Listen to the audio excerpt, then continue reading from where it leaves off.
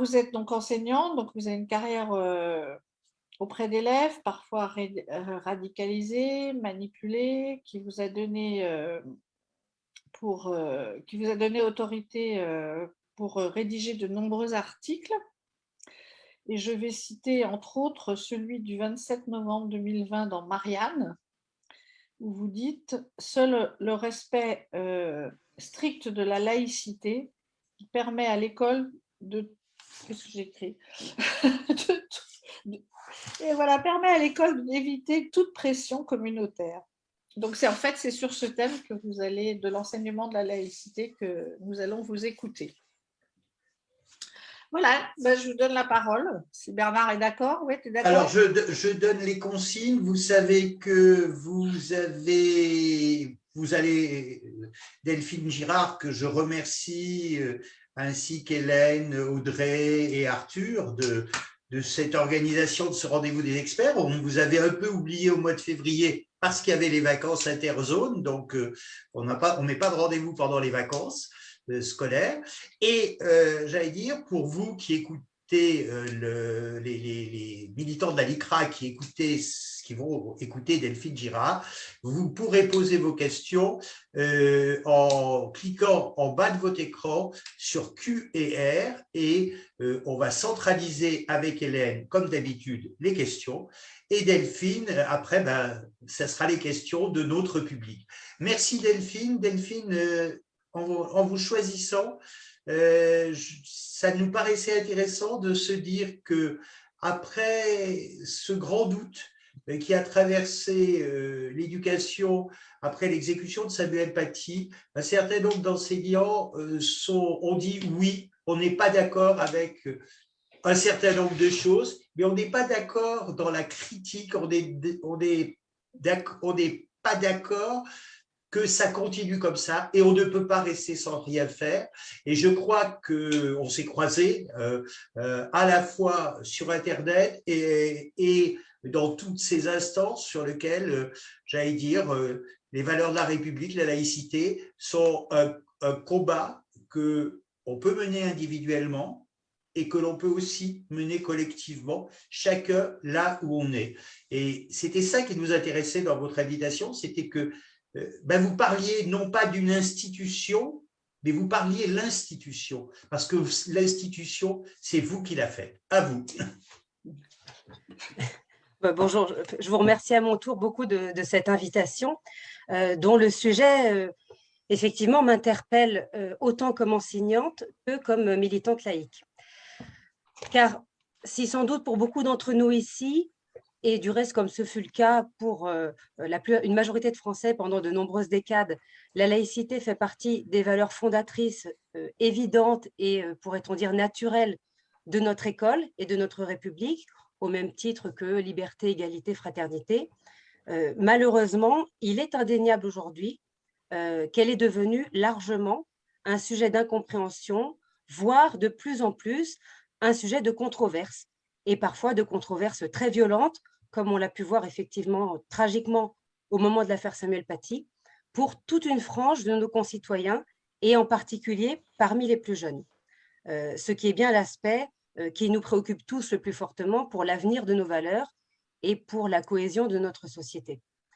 Et c'est effectivement suite à ce funeste et effroyable événement que notre collectif Vigilance Collège-Lycée a vu le jour dans le sillage de Vigilance Université, que sans doute beaucoup d'entre vous identifient, sur l'incitation de Gilles Denis, son porte-parole, le porte-parole de VU.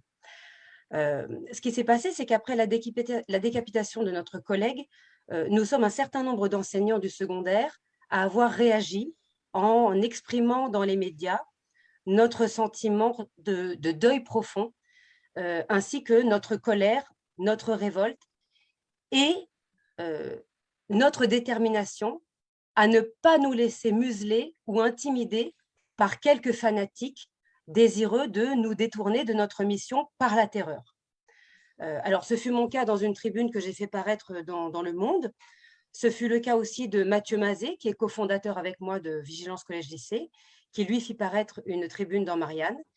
Ce fut aussi le cas de Didier Lemaire, que nous connaissons tous avec l'affaire de Trappes, dont il a été grand bruit, qui s'était alors exprimé dans l'Express et qui, à l'époque, avait avec nous initié ce réseau en répondant lui aussi à l'appel de Gilles Denis, avant que nous nous séparions pour des raisons de ligne politique, autant à vrai dire que pour des raisons d'incommunicabilité et d'incompatibilité personnelle en janvier 2021. Pour anecdote, cette séparation, du reste, ne s'était pas faite sans douleur, mais pour être très franche, il ne m'a pas semblé par la suite qu'il y ait eu lieu de la regretter. Et pour ma part, je ne l'ai pas regretté. Mais alors voilà, la vocation que nous avons donnée à notre réseau est la suivante. Il s'agit d'un réseau de vigilance laïque et de solidarité d'enseignants qui est fait par des enseignants et pour des enseignants. Ce que nous souhaitions au départ, c'était que plus jamais aucun prof ne se retrouve aussi isolé que ne l'a été Samuel Paty avant sa mort. Isolé humainement, isolé psychologiquement, isolé physiquement, administrativement. Ça, c'était pour nous une priorité absolue et naturellement, ça l'est toujours. Mais par ailleurs, au-delà de cet aspect humain, nous partagions tous à ce moment-là le sentiment très fort qu'il y avait urgence à nous organiser, à nous structurer efficacement afin de faire front face aux attaques auxquelles nous sommes de fait en proie. Car ce qui nous a réunis, comme je l'ai dit, ce n'est pas seulement une réaction d'horreur et de révolte face à ce meurtre barbare, mais c'est aussi le sentiment très aigu que ce qui a été attaqué à travers Samuel Paty, c'est le principe même de l'école. C'est l'école en tant que lieu de transmission et de circulation des savoirs, y compris donc des savoirs qui, de tout temps, ont toujours déplu aux religions, quelles qu'elles soient, et la religion catholique bien avant la religion musulmane, qu'il s'agisse de la reproduction sexuée, de la théorie de l'évolution ou de l'irrévérence religieuse, c'est vrai, certains de nos grands auteurs, et je pense bien sûr aux auteurs des Lumières, mais qui est constitutif de notre héritage philosophique et républicain, et qu'à ce titre, eh bien, nous devons défendre et transmettre. Donc, ce qu'il faut, à mon avis, bien comprendre, c'est que Samuel Paty a été assassiné pour ce qu'il enseignait à ses élèves, à savoir la liberté d'expression qui fait partie intégrante des programmes scolaires. Et par conséquent, nous considérons que nous sommes maintenant tous menacés dans notre essence même d'enseignants. C'est-à-dire que nous sommes non seulement menacés dans nos corps physiques, mais par là, c'est tout le corps enseignant en tant que tel qui est menacé, si vous m'autorisez cette sinistre métaphore. Menacé donc par des islamistes qui cherchent à nous censurer et à dévoyer notre mission. Aussi, face à ces menaces et oppressions communautaires croissantes au sein de l'école depuis maintenant plusieurs années, il nous est apparu nécessaire, et maintenant à proprement parler vital, de nous organiser et de constituer tous ensemble un rempart sous la forme de ce collectif de profs déterminés à opérer sur le terrain et dans les médias une action de vigilance sur les questions de laïcité et de liberté pédagogique. Voilà donc pour ce qui est de la genèse et la vocation de VCL. Aujourd'hui, nous sommes environ 70 collègues, je crois 72 pour être exact, aux 3/4 franciliens malheureusement, je dois dire, parce que dans l'idéal, nous aspirons à former à terme un véritable maillage de solidarité et de vigilance laïque sur tout le territoire national. Bon, c'est pourquoi, si d'aventure certains d'entre vous ont des idées pour nous adjoindre quelques collègues en province et en région, comme on dit, nous serons très preneurs. À notre création, pour anecdote, nous avons bénéficié d'un très heureux coup de pouce de Caroline Fourest, qui avait signalé notre naissance dans un tweet très laconique, mais qui à lui seul nous avait fait venir les 2/3 de ce que nous sommes aujourd'hui. Alors, pour revenir au phénomène qui nous intéresse aujourd'hui plus précisément, à savoir ce phénomène très inquiétant de fracture générationnelle sur la laïcité, comme je l'évoquais en commençant, il faut dire que nous l'observons tous depuis un bon moment déjà à travers le débat public. Et c'est notamment une des conséquences d'ailleurs de l'assassinat de Samuel Paty qui a mis en lumière ce problème sur la place publique pour l'opinion. Mais ce phénomène est plus prégnant encore et bien plus concret lorsque vous êtes enseignant sur le terrain et en particulier, bien sûr, dans les quartiers difficiles, où le fait religieux a connu un essor sensible, on le sait tous, depuis une vingtaine d'années, mais pas seulement dans ces quartiers difficiles, me semble-t-il. L'incompréhension est plus générale que cela. Je reviendrai un peu sur ce point. Alors, comment cette désaffection, cette défiance des plus jeunes vis-à-vis de la laïcité se manifeste-t-elle à l'école? Quelle forme elle peut prendre? Quelle réaction elle peut susciter? Et surtout, quelles en sont les diverses causes profondes?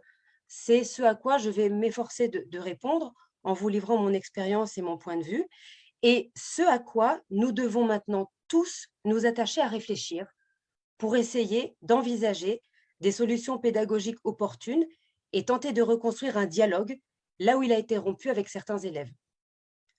Car de ce dialogue, ça je le crois très profondément, dépend tout l'avenir de la laïcité. On peut aujourd'hui s'appuyer sur un certain nombre d'études qui sont parues récemment sur la représentation et la réception de la laïcité par notre jeunesse. Donc, je vais peut-être commencer par en citer quelques chiffres que beaucoup ici auront sans doute lus, mais dont tous n'ont pas nécessairement connaissance ou qu'on n'a pas tous forcément gardé en tête.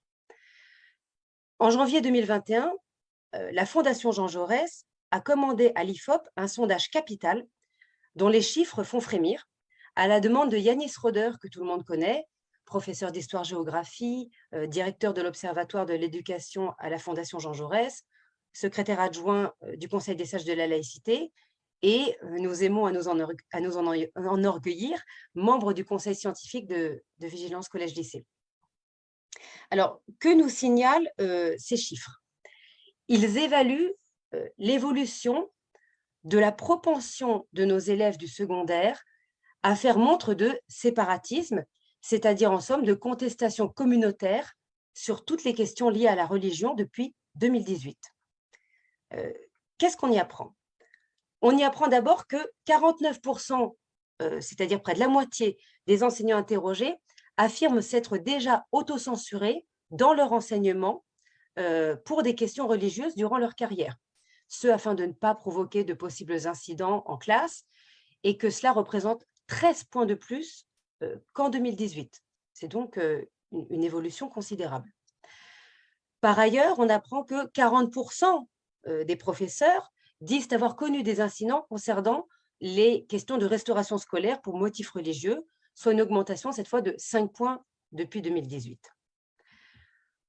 Plus de la majorité des enseignants disent avoir observé de la part d'élèves au moins une fois une forme de contestation au nom de la religion dans le déroulé même de leurs cours. Et alors, cela à raison de 25% en SVT, lors du cours d'éducation à la sexualité, ou lors de différents cours dédiés à l'égalité filles-garçons. 26% lors d'enseignements abordant directement la notion de laïcité, c'est-à-dire en somme en EMC ou en lettres, sur le cours sur les Lumières, par exemple. Et le chiffre le plus intéressant, c'est évidemment celui d'EPS, 27% de contestation observée.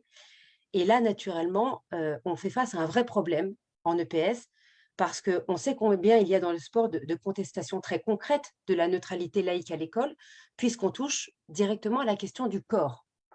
On sait par exemple que 45% des professeurs d'EPS interrogés disent avoir constaté au cours de leur carrière des absences récurrentes de jeunes filles à des cours de natation, avec ou sans certificats médicaux. Hein.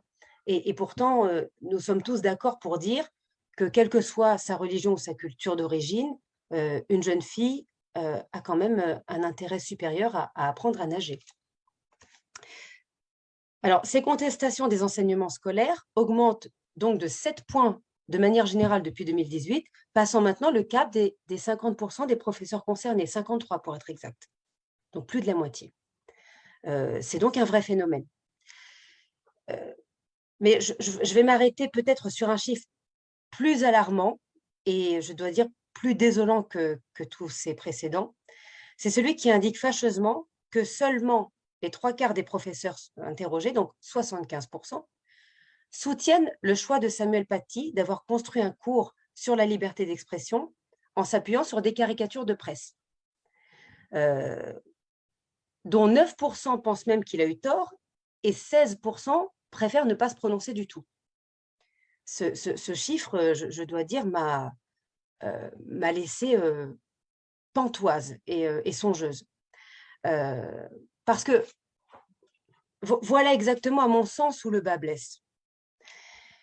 Si en effet, près de la moitié des professeurs reconnaissent être déjà autocensurés sur des questions religieuses dans leur enseignement par crainte d'incidents dans leur classe, si le chiffre de ces incidents, en effet, est en augmentation constante depuis les attentats de 2015 même, hein, pas seulement depuis 2018, et si à présent 10% de ces professeurs pensent que notre collègue a eu tort de s'appuyer sur des caricatures dans son cours, alors la brèche est béante où peuvent s'infiltrer les obscurantistes entre nos élèves et nous, entre notre culture commune et la culture familiale de certains, entre notre vision universaliste et émancipatrice de l'école et celle de ceux qui refusent qu'un individu puisse échapper à son groupe pour se construire librement, qu'il puisse échapper à ses déterminismes culturels, religieux, tribaux, par l'acquisition de savoir et l'intégration à une culture communément partagée qui, en effet, inclut la tradition du débat, de la satire et de la libre expression sur toutes les idées. Et c'est sur le terreau de notre silence de pédagogue, malheureusement, que se creuse l'abîme générationnel. La tâche nous est certes de plus en plus rude, mais c'est ce qui accroît sa nécessité, la nécessité dans laquelle nous sommes de passer le témoin, de transmettre cet héritage culturel universaliste, celui qui nous permet de tous nous considérer indifféremment accessibles à la raison et par conséquent à la discussion ouverte sur tous les sujets. Lorsque j'ai commencé à enseigner en 2004, j'abordais en classe toutes ces questions, c'est vrai, avec une forme de candeur qui semble presque devenue impossible depuis les attentats de Charlie Hebdo en 2015. Quand je faisais face aux récriminations de certains de mes élèves, après la lecture des pages les plus violentes, les plus ironiques de Voltaire sur les religions et sur les superstitions, je pouvais sans problème répondre quelque chose comme oui, vous avez le droit de ne pas être d'accord avec Voltaire, mais vous devez m'expliquer pourquoi. Parce qu'on a tous le droit d'être d'accord ou non avec toutes les croyances, comme avec les partisans ou les détracteurs de ces croyances, du moment que l'on reconnaît à chacun le droit d'argumenter en pour ou en contre, sans jamais s'en prendre aux personnes elles-mêmes. Voilà, et je pouvais dire des choses comme ça sans me poser la question, sans redouter quoi que ce soit, un peu candide et un peu spontané. Et après quoi, je pouvais poursuivre tranquillement ma séquence sur les Lumières et même lancer sans sourciller que lorsque Voltaire dit, je cite toujours ce passage de Zadig que je trouve extraordinaire, lorsque Voltaire dit « Le grand Dieu du ciel et de la terre ne fait pas plus de cas de la jambe gauche que de la jambe droite quand il s'agit d'entrer dans un temple », eh bien l'auteur suggère que si l'on croit que Dieu existe, il est forcément au-dessus de ces questions dérisoires concernant les petits rituels des hommes. Hein, manger ceci et non cela, prier à cette heure-ci ou dans ce sens-là, jeûner cette semaine-là et pas celle-ci. Parce que, nous dit l'auteur, en somme, tous ces rituels, au grand Dieu du ciel et de la terre, sont pareillement et indifféremment ridicules et sans importance. Mais voilà, ces attentats de 2015, il est vrai, et de l'aveu également de nombreux autres collègues du secondaire, me semblent bien avoir de fait marqué, avec certaines classes, un tournant dans la possibilité d'un dialogue, sinon toujours apaisé, du moins constructif, sur ces sujets, avec les élèves les plus réfractaires vis-à-vis de l'institution, avec les plus communautaires en somme. Par exemple, avant l'affaire Charlie, et surtout avant la désolante controverse qui s'en est suivie, aucun de mes élèves, même en lycée, ne se serait senti suffisamment légitime ou armé pour affirmer que, voilà, qu'on soit Voltaire ou Charb, c'est normal, on ne peut pas se permettre de rire des religions, sans s'exposer forcément à des réactions violentes. Et quoique condamnables, compréhensibles. J'ai vraiment entendu, à l'époque, des élèves prononcer ces mots dans ma classe. Des élèves qui n'en auraient jamais eu l'aplomb, et peut-être même pas l'idée, avant les attentats. Alors, pourquoi cela? Pourquoi cette réaction? Eh bien, parce que c'est un peu comme si l'indignation diffuse et spontanée de certains lors du cours sur Voltaire, par exemple, avait soudainement trouvé une espèce d'ennemi officiel, le charlisme, et du même coup une bannière, l'anti-charlisme. Et ça, c'était à ce moment-là tangible dans les débats nationaux. C'était une sorte, l'anti-charlisme, c'était une sorte de rempart intellectuel bienvenu contre la rhétorique subversive de l'école, face à laquelle certains se sentaient mis en porte-à-faux, mais ne savaient pas répondre. Et cette identité de groupe nouvelle, forte comme peuvent l'être les effets de mode chez les jeunes et le sentiment d'appartenance chez les ados, semblait plus que jamais cliver l'école en deux camps. Il y avait eux d'un côté et nous de l'autre. D'un côté, les élèves, leurs familles, leurs valeurs que de toute façon nous ne pouvions pas comprendre, leur vérité. Et de l'autre, les profs, les charlistes, l'institution, forcément hostile, puisqu'elle défendait l'action de dessinateurs qui, à leurs yeux, étaient islamophobes. Et voilà, puisque moi aussi, je soutenais des journalistes prêts à bafouer leur culture, ils n'avaient en somme plus de raison de vouloir m'écouter lorsque je présentais ce qu'ils regardaient d'un coup comme la mienne. Voltaire, les Lumières, tout ça, c'était devenu ma culture, ni de m'écouter quand j'essayais de nouer le dialogue pour parvenir à un consensus autour de la liberté d'expression. À ce moment-là, le dialogue semblait vraiment rompu. Tout ce à quoi j'avais droit, c'était, comme j'ai eu l'occasion de dire dans quelques médias, « Madame, vous n'avez pas le droit de dire qu'on peut se moquer du prophète. » Voilà, « Madame, vous n'avez pas le droit. » Eh bien, pourtant, si, j'ai le droit. De tous les prophètes, d'ailleurs. Et c'est assez important de l'affirmer. Alors, est-ce que c'est sympathique de se moquer du prophète ou de dire qu'on a le droit de le faire? Sans doute pas. Est-ce que c'est de bon goût de le caricaturer? Sans doute non.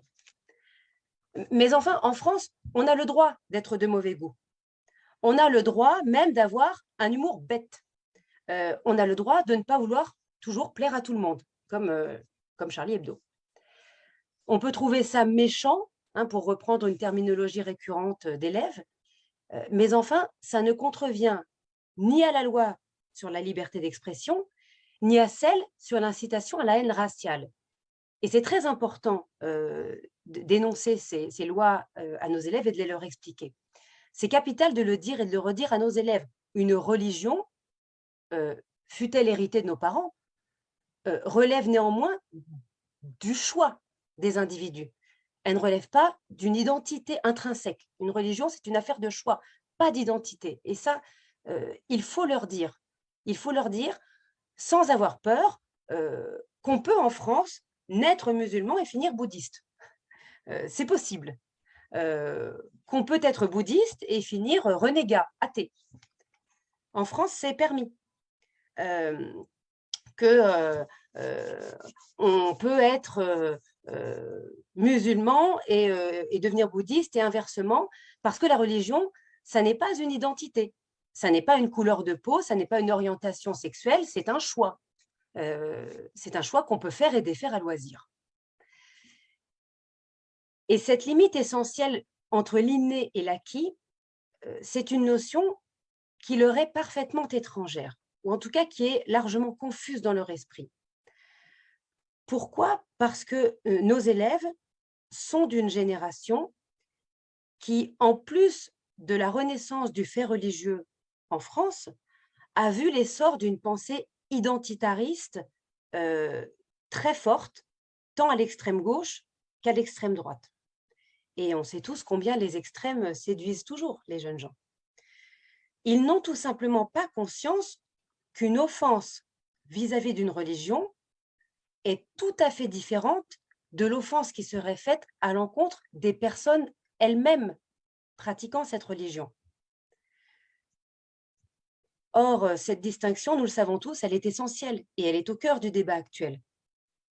Mais comment nos élèves l'aborderont-ils, ce débat national, en tant que citoyens, si nous fuyons cette discussion avec eux en classe, si nous ne leur donnons pas cette explication, fût-elle douloureuse, conflictuelle ou très inconfortable pour nous en cours. Je pense qu'il est important de dire à tous les jeunes collègues que c'est contre-productif de fuir ces problématiques épineuses avec les adolescents que la République nous enjoint de former. Hein, on sait très bien qu'on ne se défend jamais bien par le silence. La preuve, on est toujours jugé plus durement par contumace.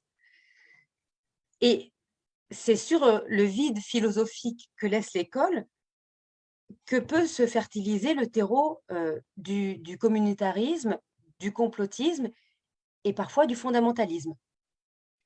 Il est donc plus indispensable que jamais, je pense, de maintenir et de nourrir ce dialogue avec nos futurs concitoyens. Pour ce faire, il faut quand même dire que le plus urgent vient enfin d'être pris à bras-le-corps par notre ministre, puisque consécutivement au dernier rapport Aubin en fin d'année dernière, il a été entrepris par le ministère d'armer rhétoriquement tous les enseignants de France en formant dans un premier temps 1000 formateurs, non seulement à l'histoire, mais aussi à la pédagogie de la laïcité. Et ça, je pense que c'était la chose la plus importante, la plus urgente et la plus utile à faire, parce que pour lutter contre les phénomènes que nous venons d'évoquer, il faut absolument rendre tous les professeurs pareillement capables de faire face en classe aux situations délicates, aux réactions potentielles des élèves les plus véhéments ou provocateurs, ou tout simplement à leurs questions légitimes. Il est quand même vrai de dire que beaucoup de nos collègues de SVT ou de PS ou de mathématiques s'avouent largement démunis sur ces sujets, faute d'y avoir eux-mêmes été confrontés intellectuellement. Et ma foi, ce n'est évidemment pas leur faute, c'est bien celle jusque-là de l'institution. Parce que si vous n'êtes pas professeur d'histoire, de philo ou de lettres, bah de fait, vous n'êtes jamais de toute votre carrière amené à réfléchir ni au sens, ni aux implications de la laïcité à l'école, pas plus qu'à la définition ou aux limites de la liberté d'expression, qui sont quand même des choses qui ne s'improvisent pas, des choses qui se méditent et qui ne sont pas innées. Et qui plus est, il n'est pas toujours aisé de répondre aux interrogations spontanées de certains de nos élèves. Je me rappelle cette jeune fille de 3e qui un jour, le plus sincèrement du monde, me demandait très indignée pourquoi diable il était interdit par la loi de proférer des injures à caractère homophobe, tandis que la loi protégeait ceux qui se permettaient d'injurier les musulmans, c'était son terme, en caricaturant Mahomet. Il m'avait moi-même fallu beaucoup de précautions et de patience pour lui faire entendre, avec un succès d'ailleurs mitigé, hein, je ne prétends pas tout réussir, que évidemment la loi ne permet pas qu'on injurie les musulmans, que c'est une erreur, mais elle permet de railler un personnage et non pas une personne, même si ce personnage est sacré aux yeux de certains. Parce que ça n'est pas interdit de railler un personnage, fût-il sacré, qu'il s'agisse de Mahomet, de Jésus, de Zeus ou du Père Noël. Alors, j'ai dit ça évidemment avec une pointe de provocation. Alors bien sûr, j'ai eu le droit, mais madame, c'est pas bien ce que vous dites, vous comparez le prophète au Père Noël, c'est choquant. Mais ça m'a permis de lui répondre, d'abord que je la provoquais amicalement avec une pointe d'humour, qu'il ne fallait pas m'en vouloir, que ça n'était pas malveillant. Et puis, ça m'a permis de lui répéter ce que je dis souvent à mes élèves, à savoir qu'on peut rire ou discourir de tout ce que les gens disent, de tout ce que les gens croient, de tout ce que les gens pensent, mais en aucun cas de ce qu'ils sont. De ce qu'ils sont et auxquels ils ne peuvent rien, c'est-à-dire une couleur de peau plus ou moins foncée ou claire, hétérosexuel ou homosexuel, tout ce qui ne relève pas du choix. comme dans une république laïque, il n'y a pas de différence entre mes croyances et mes opinions, puisque la notion de sacré n'existe pas, il est naturellement permis de discuter ou, si on veut, de critiquer mes opinions politiques aussi bien que artistiques. Et par conséquent, il en va pareillement de mes opinions religieuses. Et voilà, quitte à les bousculer un peu, je pense qu'il faut essayer de faire comprendre à nos élèves que ce qui sera sacré ou choquant pour les uns ne le sera peut-être pas pour les autres et réciproquement. Moi, je me plais souvent à leur rappeler que les Grecs, dans l'Antiquité, pensaient très sincèrement que lorsque la foudre tombait, elle sortait directement du bras de Zeus en colère parce qu'ils avaient manqué un sacrifice ou manqué à leur devoir religieux. Je leur rappelle que de nombreux peuples africains sont animistes, qu'ils divinisent leurs ancêtres et qu'ils les honorent très solennellement à travers des statues, parfois des statues qui sont juste des monticules de terre auxquels on fait l'offrande d'œufs ou d'huile, comme ça, pêle-mêle.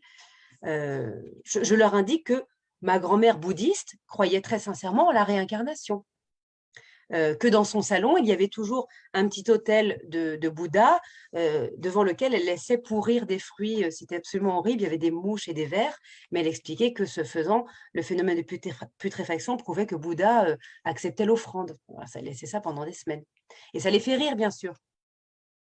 Et je ne m'en offense pas, parce que quand ils rient, je leur dis, vous voyez, ce qui pourrait être offensant pour d'autres ne l'est pas forcément à vos yeux, et réciproquement.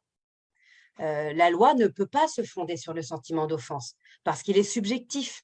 Et la loi doit, par nature, valoir pour tout le monde. Et évidemment, on ne peut pas vivre dans une démocratie saine, une démocratie vivace, si tout le monde se retrouve à égalité dans le droit de se taire, de ne discuter de rien, de ne rien dire. Et pourtant, cette vision du respect, comme disent les élèves, qui consisterait à n'autoriser jamais personne à froisser qui que ce soit, c'est évidemment la vision qui prévaut parmi la jeunesse et c'est évidemment une vision américaine, une vision américaine à laquelle nos jeunes élèves sont particulièrement sensibles puisqu'elle les influence directement via les séries qu'ils regardent, les films, les réseaux sociaux, et tout l'impérialisme culturel anglo-saxon dont ils sont la proie. Ce pourquoi je disais au tout début que la laïcité n'était pas seulement un souci que dans les quartiers difficiles et du fait du retour du fait religieux. Il y a aussi ce phénomène-là qu'il faut prendre en compte et qui est assez prégnant, du coup, dans des couches sociales plus aisées de nos élèves.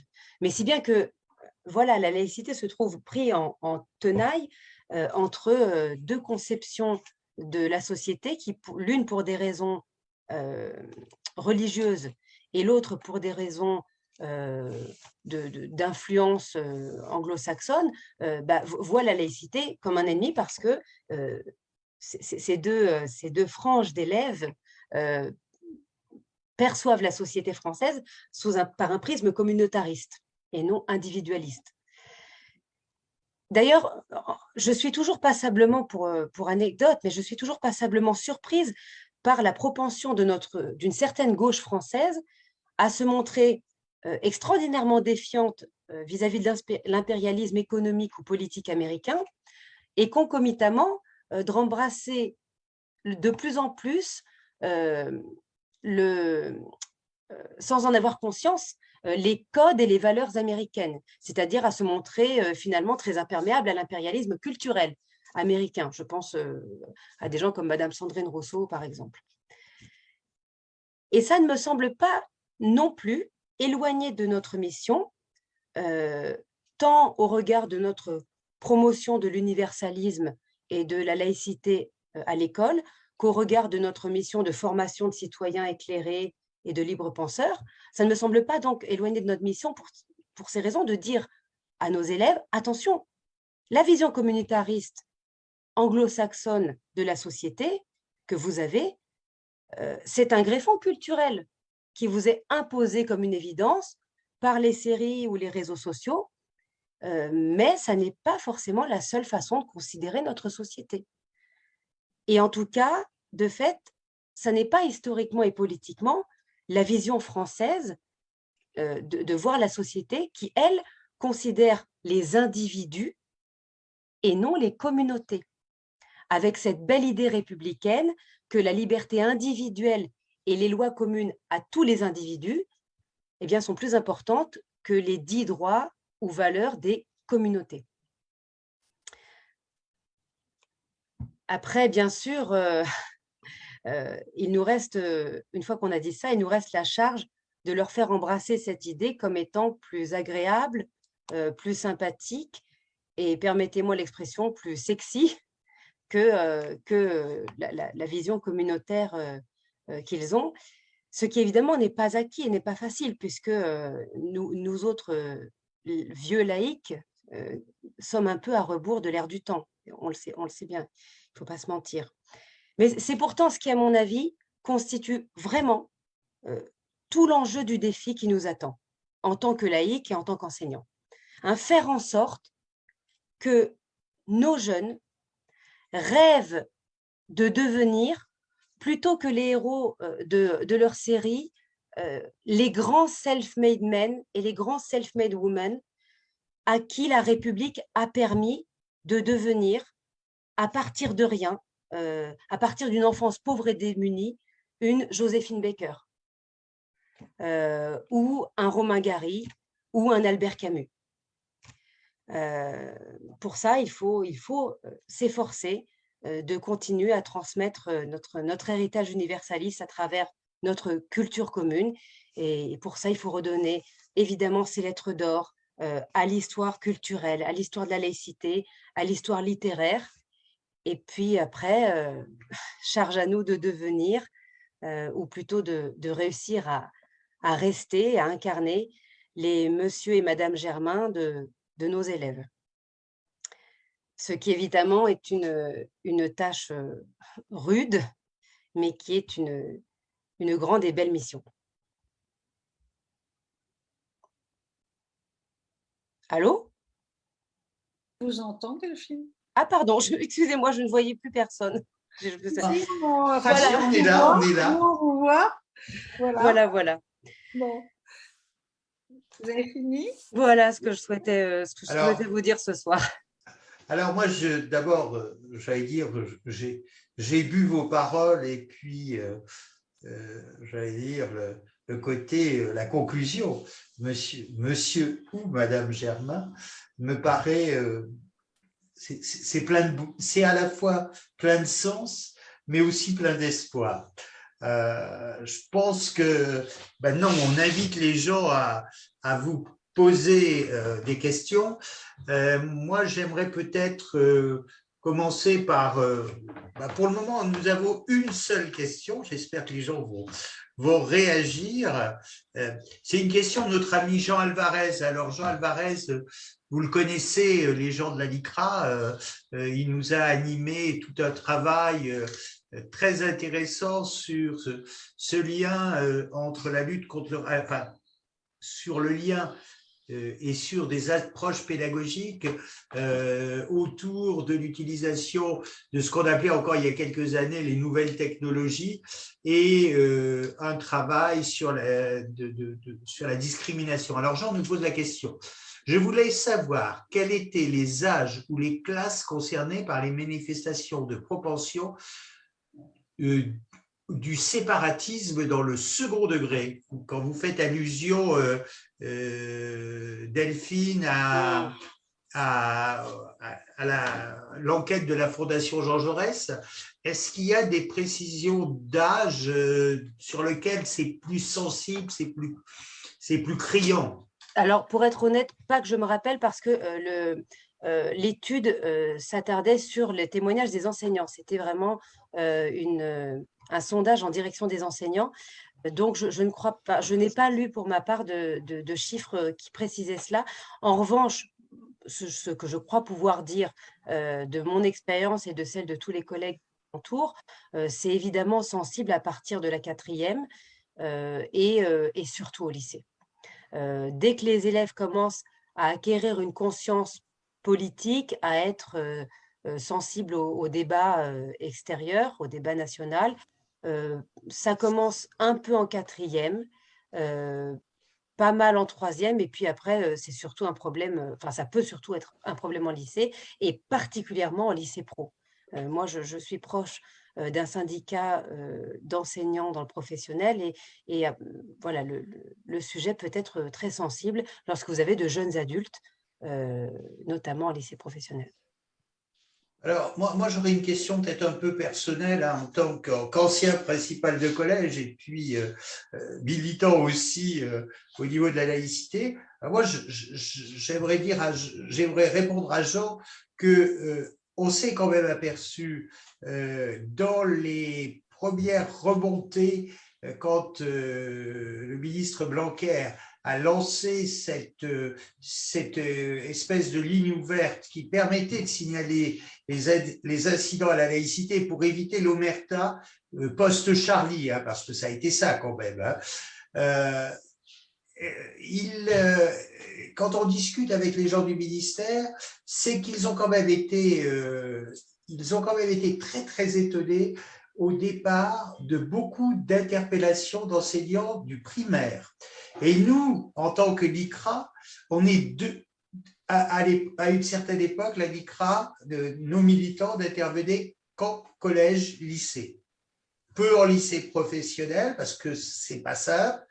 Et puis peut-être aussi que l'organisation du lycée professionnel, par rapport au programme, etc. Et ce qui nous a étonnés, c'est qu'on a de plus en plus de demandes d'intervention au primaire qui nous posent un tas de problèmes. C'est pour ça qu'on tout à l'heure, hors caméra, on discutait un petit peu.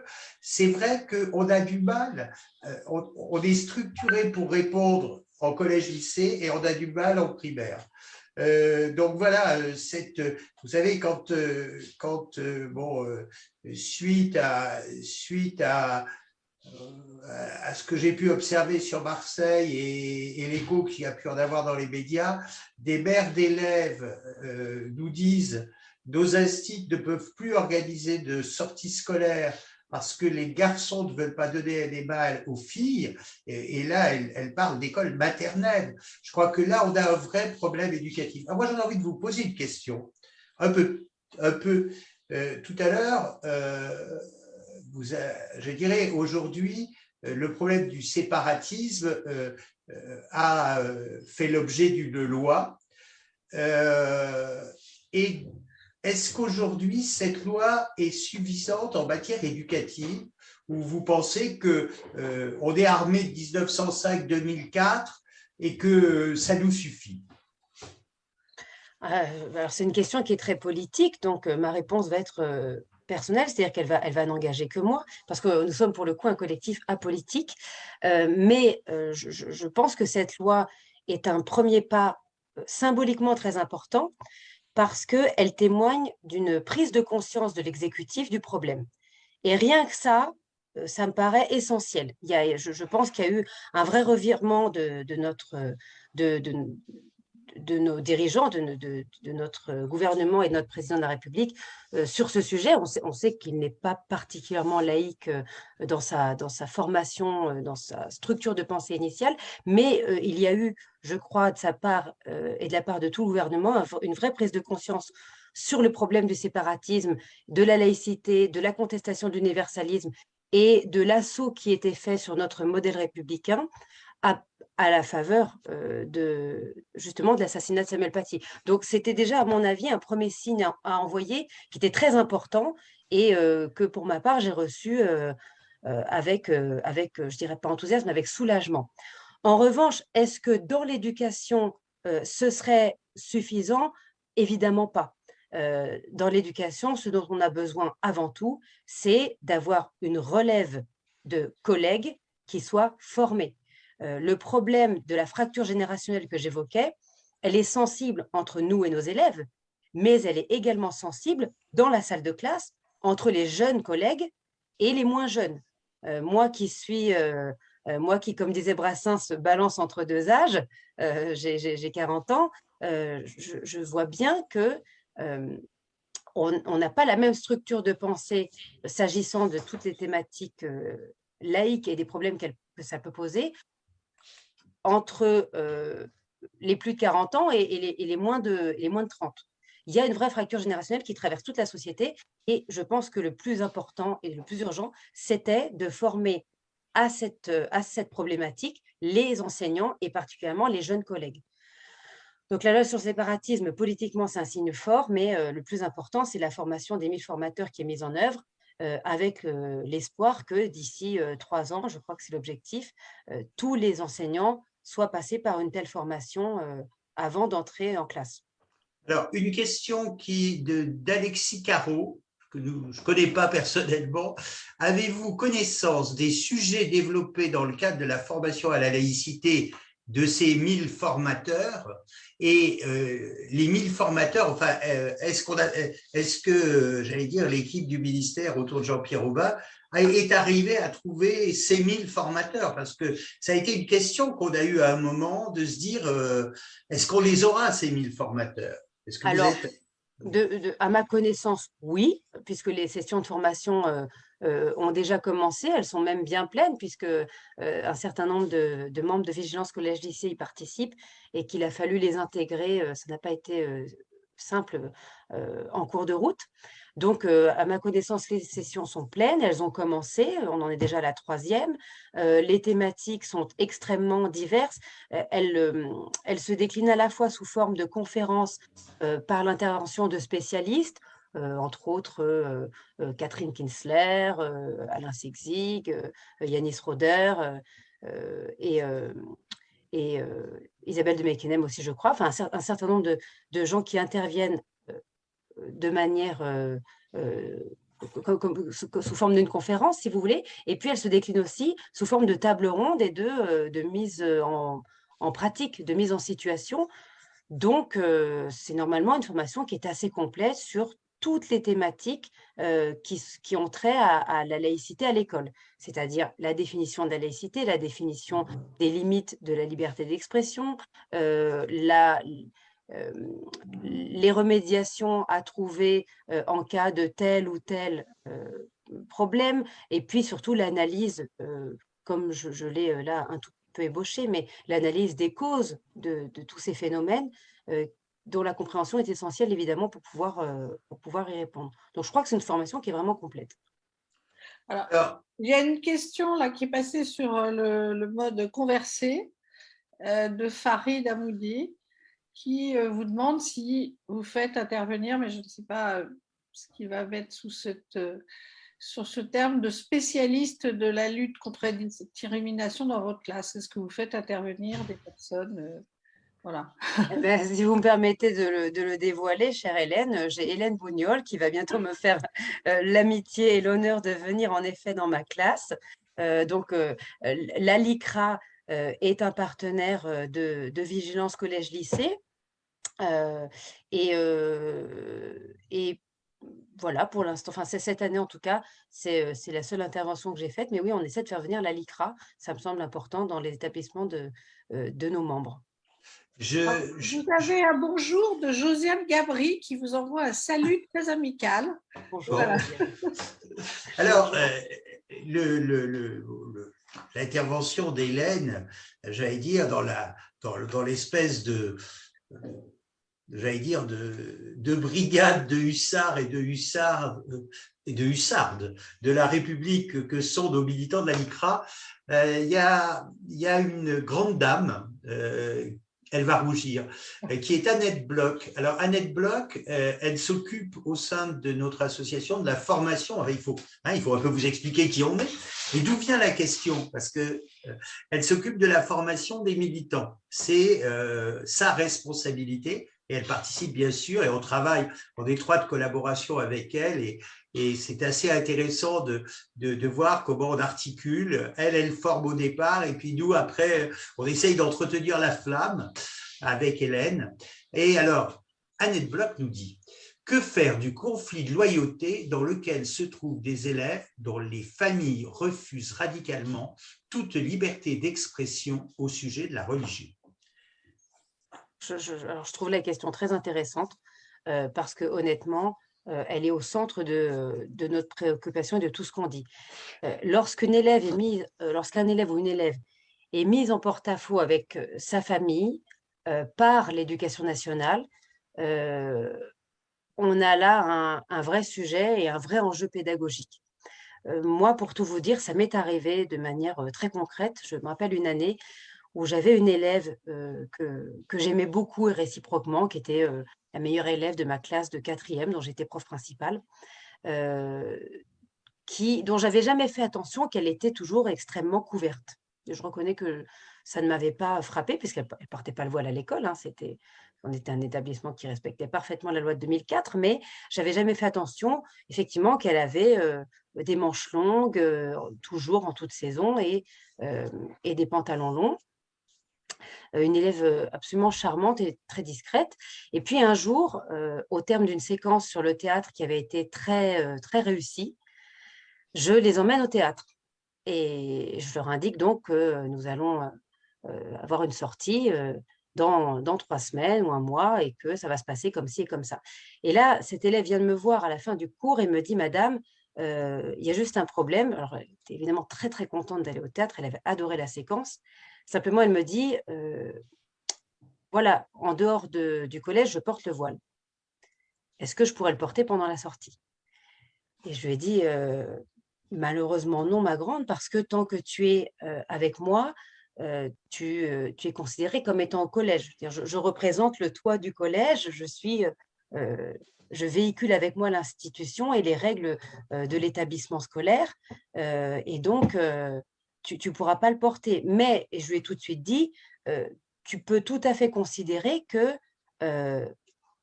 ça n'est pas une faute de ta part vis-à-vis de ta religion, mais que c'est une nécessité à laquelle tu es contrainte, comme quand tu es au collège, parce que tant que tu es avec moi, tu es au collège. Et alors, ça avait été une discussion difficile parce qu'elle m'a expliqué que justement, ça la mettait en porte-à-faux avec les siens, qu'elle était elle-même pas d'accord avec ça, qu'elle ne pouvait pas sortir sans voile. Et on avait eu une discussion très apaisée, très bienveillante, mais très difficile pour moi parce que je n'arrivais pas à la convaincre et j'avais beau lui répéter que cette loi, elle était nécessaire pour prémunir tous les élèves des pressions communautaires quand eux ne souhaitaient pas y adhérer, quand ils ne souhaitaient pas adhérer aux règles religieuses, que ça leur permettait d'avoir leur espace de liberté, de se construire librement, de se construire comme individu, et que par conséquent, le collège était un lieu de neutralité un peu hors de la société, et que ce lieu se poursuivait en ma personne. Et elle, voilà, elle ne l'entendait pas, elle ne pouvait pas l'entendre. Et au final, donc j'avoue un échec parce qu'une carrière n'est pas faite que de réussite, elle n'est pas venue. Et ça m'avait fendu le cœur, elle n'était pas venue au théâtre. Donc c'est effectivement, je n'ai pas réussi à la convaincre. J'ai demandé si je pouvais recevoir ses parents. Et elle n'a strictement pas voulu que j'en parle à ses parents. Donc j'ai respecté son choix. Elle m'a demandé de ne pas convoquer ses parents. Elle m'a demandé de ne pas le faire. Et elle n'est pas allée à la sortie, ce qu'elle avait le droit de faire. Elle avait le droit de ne pas aller à la sortie. Donc voilà, c'est évidemment un vrai sujet. Là-dessus, malheureusement, il n'y a pas de réponse, il n'y a pas de baguette magique, il n'y a pas de… même les professeurs qui enseignent comme moi depuis 20 ans dans divers établissements n'ont pas de solution. Simplement, la seule chose que je peux dire, c'est que l'ébauche d'une solution ne viendra plutôt qu'à la seule condition qu'on continue à essayer d'expliquer et de nouer le dialogue avec ses élèves. Je peux me permettre de vous répondre anecdote que j'ai vécue d'une élève qui me pose la même question.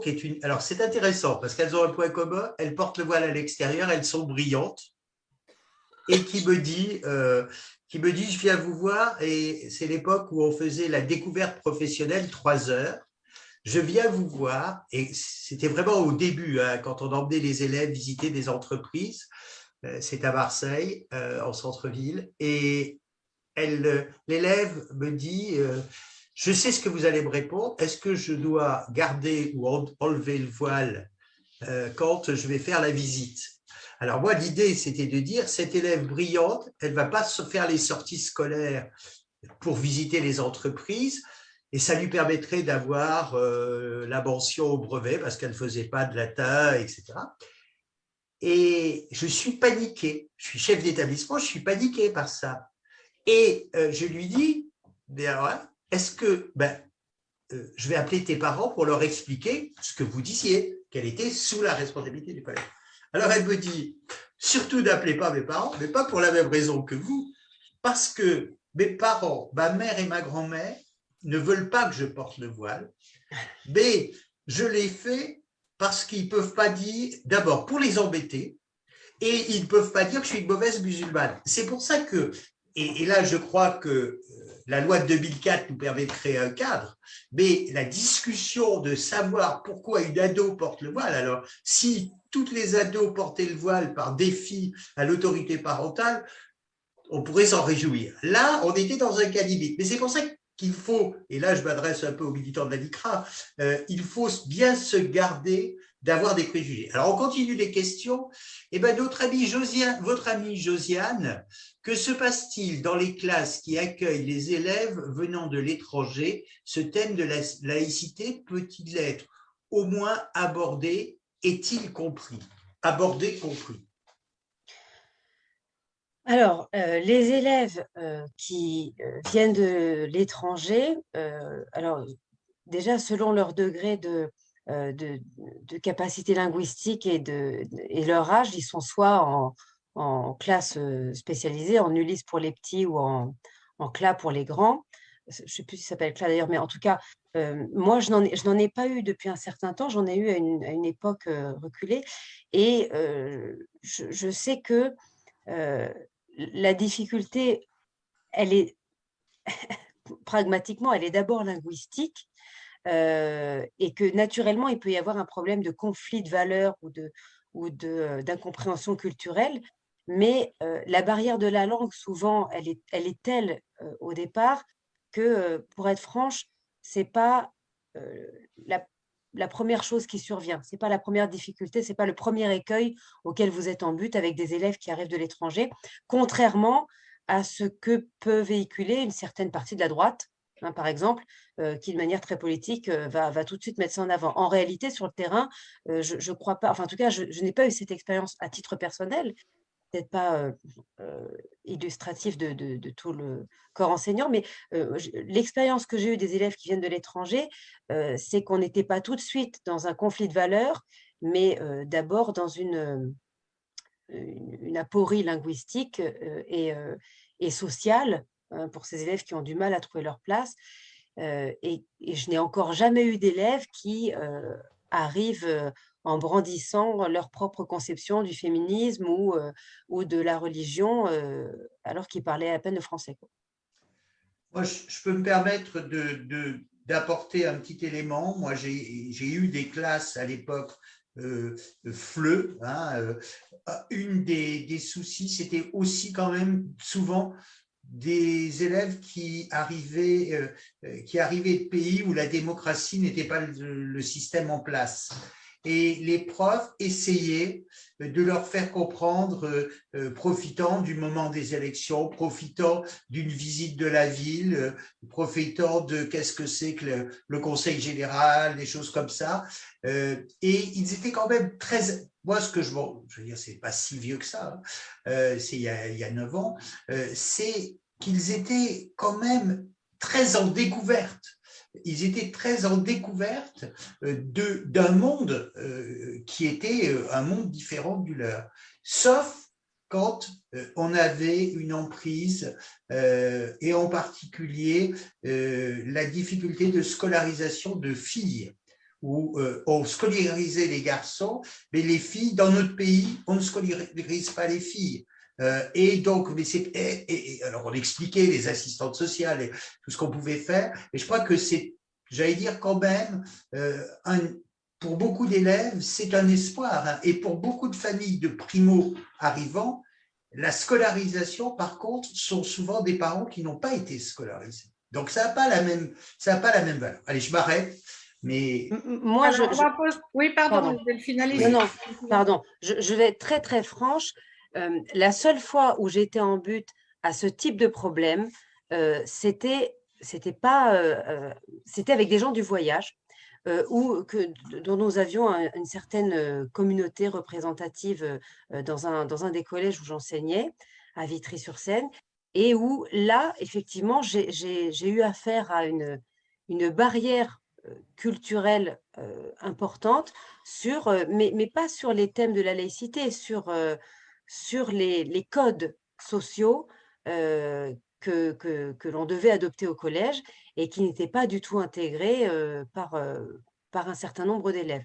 Et pourtant, c'est des gens qui vivaient en France depuis quelque temps. Donc, si vous voulez, la fracture culturelle, en tout cas, j'ai l'impression de mon expérience qu'au collège, elle n'est pas encore à prendre sous cet angle. Hélène, tu prends le relais des questions. Je prends le relais. Alors, Guy David vous pose la question suivante. Quelle relation entre ces formateurs et les référents laïcité au sein des rectorats? Les référents laïcité au sein des rectorats, alors attendez, interviennent-ils dans ces formations? Pour être franche, je ne le sais pas. Sont-ils mis à contribution pour la formation? Je n'en suis pas sûre. Mais en tous les cas, assurément, lors des formations, ils seront évoqués. Ils seront cités, ils seront évoqués et ils feront partie des ressources offertes aux enseignants en cas de difficulté. C'est-à-dire qu'on leur en parlera, on leur apprendra leur existence et je pense on fera la promotion du recours à ces référents, mais je ne sais pas si eux-mêmes interviennent dans la formation. Alors, Claude Secroun vous demande comment ne pas présenter la laïcité comme une série d'interdits, mais comme un espace de liberté, une laïcité désirable? Ça, c'est une vraie question. Ça, je pense que c'est la vraie question. Ça, c'est la vraie question. Parce que, de toute façon, ce qu'il faut expliquer aux élèves, c'est que globalement, la civilisation, c'est la castration. La civilisation, c'est un ensemble de lois, de règles, un système qui a pour but, in fine, de permettre à chacun, fort comme faible, petit comme grand, riche comme pauvre, futé comme moins futé, de jouir de la même liberté et du même espace. Et par conséquent, la laïcité, c'est un ensemble de règles, et comme toutes les règles, elle a un aspect castrateur, elle a un aspect effectivement contraignant.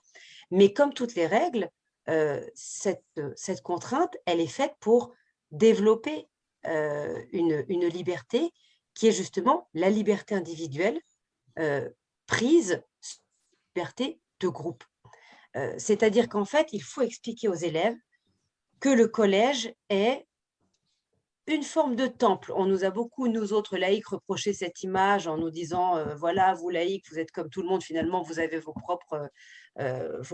propre religiosité. Et je ne m'en défends pas. Il y a un peu de vrai là-dedans. Le collège, le lycée, c'est le temple, mais le temple de la neutralité, c'est-à-dire c'est l'endroit où lorsque vous entrez, comme dit Catherine Kinsler, cette très belle expression, vous n'êtes plus un enfant, vous êtes un élève. Vous êtes en quelque sorte un autre. C'est-à-dire que vous laissez aux portes du collège tout ce qui vous détermine familialement et donc culturellement et donc religieusement, parce que vous ouvrez, vous venez pour vous ouvrir dans un espace de neutralité et de liberté individuelle, vous vous ouvrez à d'autres identités possibles et à une autre culture possible. Pendant un instant, pendant le cours d'histoire, vous allez embrasser la culture musulmane sur le cours qui a trait à ce thème. Pendant le cours de latin, vous allez embrasser la culture et le mode de pensée des Grecs et des Romains. dont la mythologie est pleine de choses absolument horrifiques pour les religions monothéistes. Pendant un cours de SVT, vous allez embrasser une, une approche scientifique qui potentiellement est antinomique de ce qu'on vous apprend sur si vous êtes d'une famille créationniste, hein, ou d'une croyance créationniste. On va vous apprendre le darwinisme et ça va effectivement bousculer ce qu'on vous apprend à la maison. Mais il faut permettre aux individus d'être bousculés, d'être ouverts à d'autres cultures et à d'autres vérités, en l'occurrence scientifiques, rationnelles et culturelles, pour devenir une personne qu'on a choisi d'être et pas simplement reproduire une identité héritée de votre famille.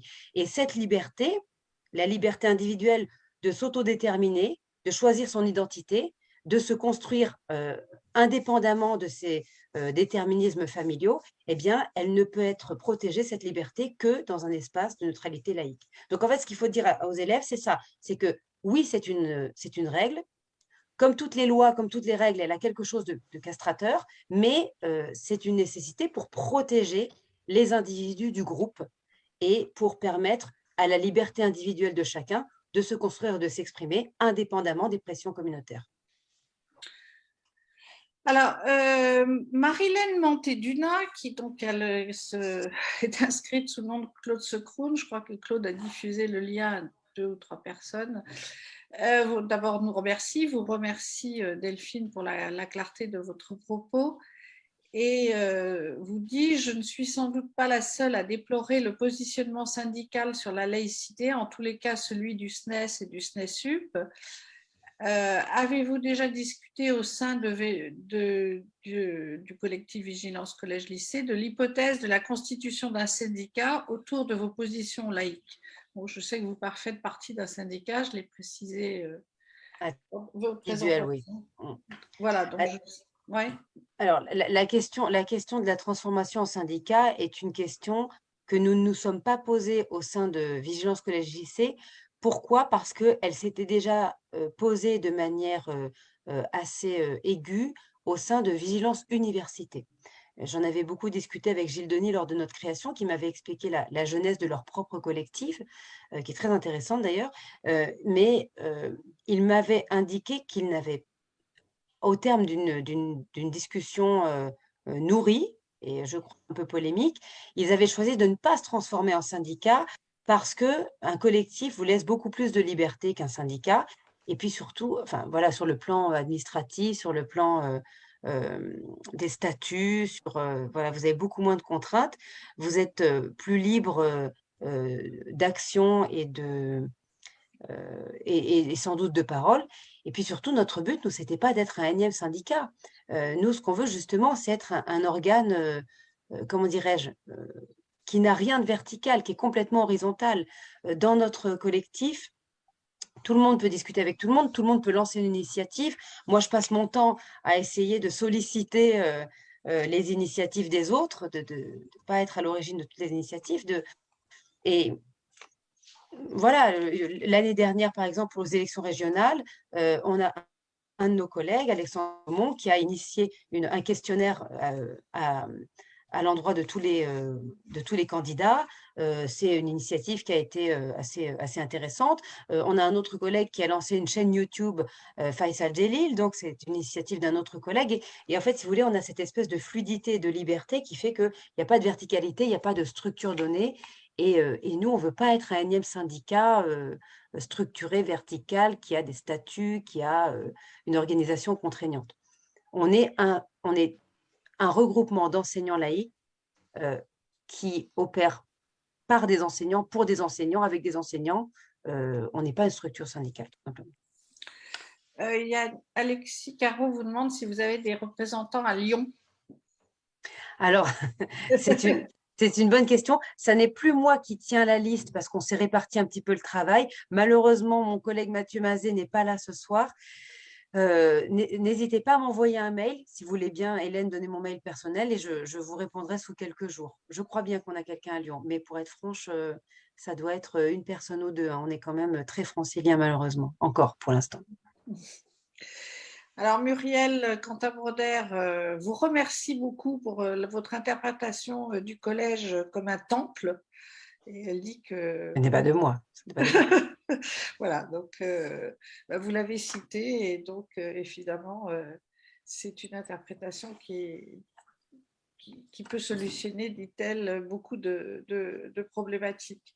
Alors moi là je suis à Roubaix, là à ce moment, et j'interviens dans 2 établissements scolaires de Roubaix. Et ce que j'ai remarqué là, j'interviens qu'au niveau des troisièmes et j'observe, alors j'avais observé précédemment des enfants dans certains établissements, surtout à la périphérie de Paris, qui effectivement exprimaient leurs revendications. Le fait que oui, tuer, c'est pas bien, mais il l'avait bien cherché, enfin ce type de remarques. Là, dans les 2 établissements où j'interviens cette semaine, je remarque, et je l'avais remarqué aussi précédemment dans un autre, mais que les élèves que je suppose enfin, ne pas accepter cette laïcité française et ce droit au blasphème, n'interviennent pas, mais se mettent au fond de la classe et n'écoutent pas. Ils manifestent leur désintérêt. Alors, j'ai entendu des personnes dire, mais c'est pas, les parents leur disent, te fais pas remarquer, on est stigmatisé, ne te fais pas remarquer. Je ne sais pas, je ne saurais dire, parce que de toute façon, ils ne sont pas accessibles au dialogue. Est-ce que vous pensez que c'est effectivement une remarque parentale de ne pas se faire remarquer afin de ne pas être stigmatisé, ou est-ce que s'ils sont à ce point dans le refus, qu'ils manifestent clairement ce refus, mais non pas par la parole, mais par un recul dans la classe, et ils manifestent qu'ils n'écoutent pas et que ça ne les intéresse pas. Et voilà. Ouais. Alors moi, j'ai jamais eu ce type de réaction, mais je l'imagine tout à fait. Et alors, je ne sais pas vous, Hélène, mais pour ma part, je serais bien plus effrayée par des élèves qui se referment et qui se mettent au fond de la classe que par des élèves qui expriment une contestation. Parce que pour le coup, un élève qui ferme ses oreilles et son regard à votre cours sur la laïcité et qui se met en retrait, qui s'excommunie au sens qui se désolidarise de la communauté scolaire, et peut-être un élève qui en fait est radicalisé. C'est-à-dire que c'est peut-être un élève qui n'a plus de raison de discuter avec vous parce qu'il a déjà pris son parti sur le sujet. Et tant que la communication n'est pas rompue, je pense que on a de l'espoir. Même quand un élève vous provoque, même quand ils vous disent ils l'ont bien cherché, pour qui ils se prennent, qu'on s'appelle Charb ou n'importe qui, on n'a pas à faire ça. Un élève qui vous dit ça, il vous provoque. S'il vous provoque, c'est qu'il réagit. S'il réagit, c'est qu'il y a malgré tout une prise. On peut essayer de changer cette réaction. On peut utiliser cette réaction comme en sport. Comme au tennis, on utilise la puissance de l'autre pour répondre. On peut avoir du répondant. Mais en revanche, quelqu'un qui refuse de jouer, c'est-à-dire quelqu'un qui refuse la discussion, quelqu'un qui se ferme et qui se met au fond de la classe, c'est potentiellement quelqu'un qui a déjà une opinion très affirmée, antagoniste de la vôtre, qui est fermé au débat et qui peut-être est allé plus loin intérieurement que l'élève qui conteste votre enseignement. Donc, j'ai jamais eu cette configuration, mais elle me ferait peur, honnêtement. Mais moi, elle m'a beaucoup surprise parce que je suis dans 2 établissements scolaires et hier j'ai vu 3 classes, aujourd'hui 3 classes, et j'ai reconnu ce comportement dans plusieurs classes. Voilà. Et c'est vrai, comme vous le dites justement, ça fait peur. Voilà. J'imagine.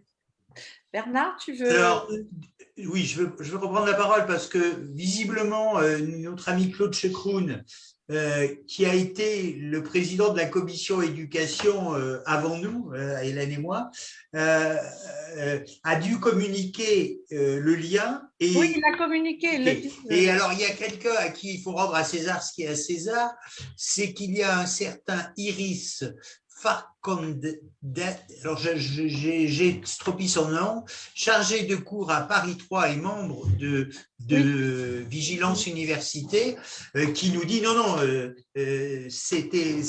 j'apparais aussi avec le nom de Claude Checroun. Bon, de toute façon, moi, j'aimerais revenir sur ce que vous disiez tout à l'heure, Delphine. Et je me pose quand même une question de fond. Quand on voit les contraintes qu'impose, j'allais dire, un communautarisme, alors prenons le communautarisme musulman, mais ça pourrait être dans des rencontres avec des enseignants à Valence, c'était le communautarisme de protestants intégristes d'un mouvement qui s'appelle le darbisme, les darbistes. Alors pour l'information, Darbe, c'est un pasteur protestant du 19e siècle qui a beaucoup essayé de développer un mouvement très proche du mouvement mormon dans les Cévennes, la Drôme et l'Ardèche. Mais avec aucune liberté des femmes, pas le droit de se couper les cheveux, mariage à l'intérieur de la communauté. Et c'est le professeur qui nous dit, les élèves, elle est en classe préparatoire au lycée de Valence, les élèves ne prennent, et qui sont créationnistes, quand je fais un cours sur le darwinisme, ils ne prennent pas le cours. Ils ne prennent pas le cours, ils manifestent comme les élèves d'Hélène, et par contre, comme ils ont complètement compris le système, comme aurait dit Mérieux, ils ont compris les enjeux. Donc, quand elle va faire l'interro, les élèves commencent, certains disent que, et ils débitent le cours qu'ils n'ont pas pris, et ce n'est pas eux qui parlent. Et moi, je reviens à ce que vous disiez tout à l'heure. Quand on compare les exigences, j'allais dire, nos élèves dans les quartiers difficiles ont perçu la loi de 1905 comme une loi liberticide, aidée par quelques intellectuels, dont des gens du café pédagogique au passage. Et quand on voit les contraintes que pose le respect d'un islam rigoriste et les libertés qu'offre, j'allais dire, l'universalisme, on peut se poser la question.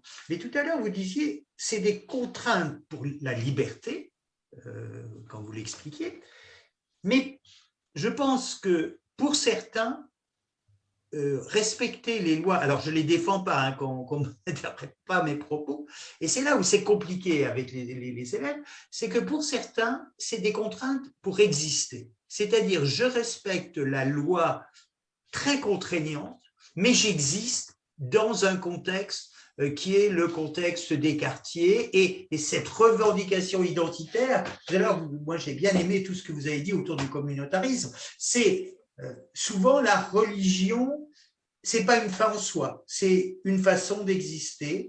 Et ça, j'ai du mal à voir comment on peut, comment à un moment le dialogue. Moi, j'apprécie beaucoup cette idée que vous développez, et je pense que quand nos militants interviennent, c'est ne jamais rompre le dialogue, mais parfois c'est complexe. Voilà, donc je voulais un peu vous faire réagir. Contrainte pour exister ou contrainte pour être libre? Vous voulez dire exister à travers le communautarisme, exister dans le groupe. Mais oui, bien sûr. Bien sûr, en fait, on est face à un triple écueil concernant la montée du communautarisme, à mon avis, peut-être même un quadruple, un quintuple, mais en tout cas, les premiers qui me viennent, c'est d'une part que c'est, il faut le dire, même si ça semble trivial, mais c'est une idée à la mode. C'est l'air du temps. Et ça c'est quand même un vrai problème parce que l'idée qu'on doit respecter les communautés, est une idée qui, chez les jeunes, apparaît comme bienveillante. Et du coup, par contraste, notre individualisme républicain apparaît comme malveillant, ce qui est évidemment l'inverse total de notre prisme à nous, mais qui est un vrai problème. Le deuxième écueil, c'est que, comme vous le dites, à travers une communauté, on existe, c'est-à-dire qu'à l'adolescence en particulier, on est très perméable au communautarisme parce que tout simplement on se cherche et que on peut être aussi bien un punk, un skater, un gothique ou un membre très revendiqué de telle ou telle communauté religieuse. Enfin, il y a un phénomène effectivement de besoin d'appartenance qui est plus fort effectivement quand on est un jeune esprit en formation. Et justement, nous, ce qu'on essaye de dire, c'est que un jeune esprit en formation, il doit essayer de se former tout seul. Il doit essayer de se former par lui-même. Et ça, c'est pas facile. Et puis, le troisième écueil, c'est vrai, c'est le problème politique. C'est qu'on a on a une pensée essentialiste et identitaire qui fait recette en France dans les deux extrêmes sur deux registres différents, mais qui finalement se rejoignent et qui est de plus en plus prégnante dans le débat. Enfin, on le voit à la faveur de la présidentielle actuellement. La pensée identitaire est en plein essor, enfin ça arrive en France, nous on avait jusque-là bien résisté, mais ça arrive en France aussi. Et comme vous, j'en veux particulièrement à un certain nombre de syndicats, Sud pour ne citer que lui, mais un certain nombre de représentants de la gauche aussi, qui ont abandonné le navire de l'universalisme, sans parler de M. Mélenchon ou autre. Mais voilà, je pense qu'on a un vrai problème au sein de la gauche française d'une part, et de la pensée identitaire en politique d'autre part, et qui fait que voilà, tout ça conjugué nous amène à, à l'idée que le prisme communautaire pour nos élèves, bah, c'est l'évidence. Et que la laïcité, c'est un reliquat du passé qui, en tant que reliquat, est perçu comme réactionnaire, voire en tant que colonialiste, enfin voilà, toutes sortes de choses qu'on a pu lire depuis toujours déjà sur les Lumières. Moi, je me rappelle ce livre de Jean-Claude Milner que j'avais lu dans les années 2000 qui expliquait que la pensée des Lumières, c'était de toute façon le terreau du colonialisme, de l'impérialisme culturel occidental. Enfin, voilà, tout ça, ça existe depuis toujours, mais en principe, nous avions pour nous en défendre une gauche qui tenait la route. Et là, c'est plus le cas.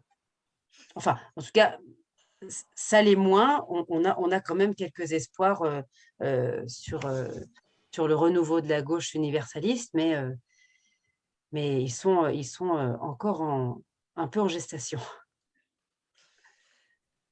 Bernard, je peux te confier la conclusion? Oui, alors moi, la conclusion d'abord, c'est un grand merci à tous ceux qui ont posé des questions, à tous ceux qui ont participé.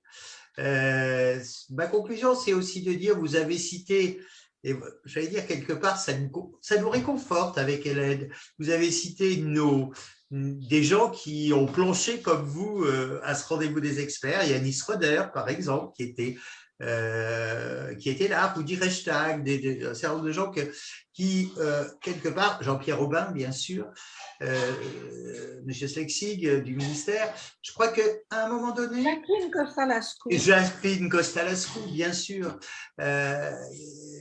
Je crois que on a, vous avez dit la clé, je crois que il faut qu'on unisse nos forces dans l'universalisme. Je crois que c'est quand même j'allais dire, la matrice de notre combat.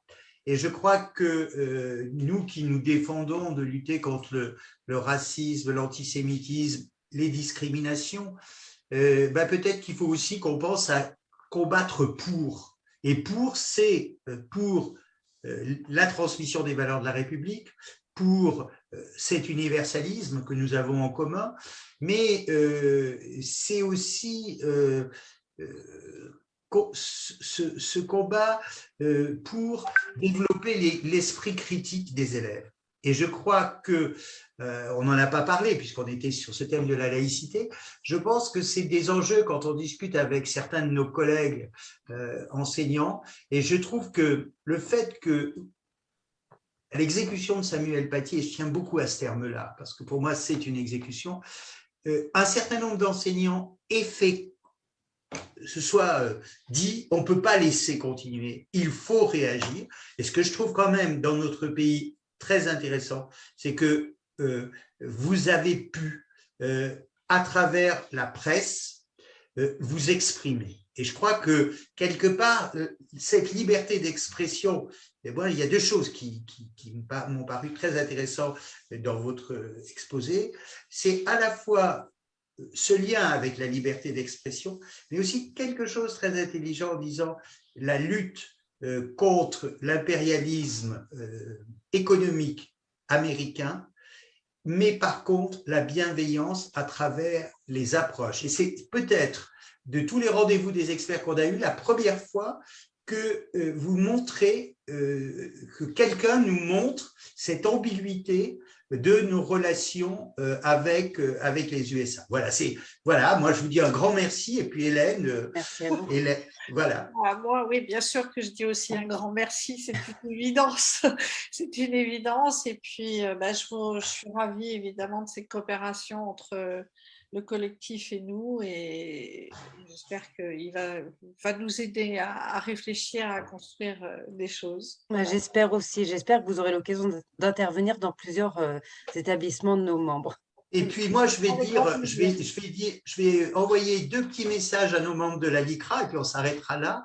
Un, je crois que dans vos discussions, quand vous discutez avec les profs, qu'il faut interdire les gens de la LICRA, je dirais que, à mon avis, c'est déjà des profs qui sont convaincus de l'approche du collectif. Pour certains, je vois Hélène qui… Et je crois que le travail en commun entre le collectif et la LICRA, on en avait discuté, c'est ce rendez-vous des experts n'est pas né comme ça du hasard, hein, on avait échangé l'année dernière, et je crois que si vous sentez que des profs… vous pouvez être les ambassadeurs, membres de la LICRA, les ambassadeurs auprès de profs du collectif, puisque nous, j'allais dire, on est un réseau où on a des gens presque partout en France. Rendez-vous des experts, le prochain, c'est Hélène. La semaine prochaine, c'est le 26, je crois, c'est avec Galina, qui va justement intervenir avec moi dans le collège de Delphine, et ce sera une intervention sur la discrimination. Voilà, pour la semaine égalité, discrimination, je sais quoi. Voilà. C'était les deux rendez-vous des experts qu'on voulait faire par rapport à la semaine nationale de lutte contre le racisme et l'antisémitisme. Alors, pour ceux qui ne connaissent pas, Galina est responsable du service de la commission juridique de la LICRA. C'était intéressant de voir que ce rendez-vous des experts soit porté par quelqu'un qui passe son temps à défendre et à coordonner la défense des gens qui viennent auprès de la LICRA parce qu'ils ont victime. Et voilà. Merci à tous. Mais on m'a précisé que ce serait le 24 et non pas le 26. J'ai commis une erreur, ce sera le 24. Voilà, toujours à 19h30, de 19h30 à 21h. Voilà. Merci à vous tous. Et puis, merci beaucoup. Merci beaucoup. Bonne soirée et on continue la lutte. Bonne soirée à tous, haut les cœurs et bonne soirée. Merci Delphine, au revoir. Au revoir.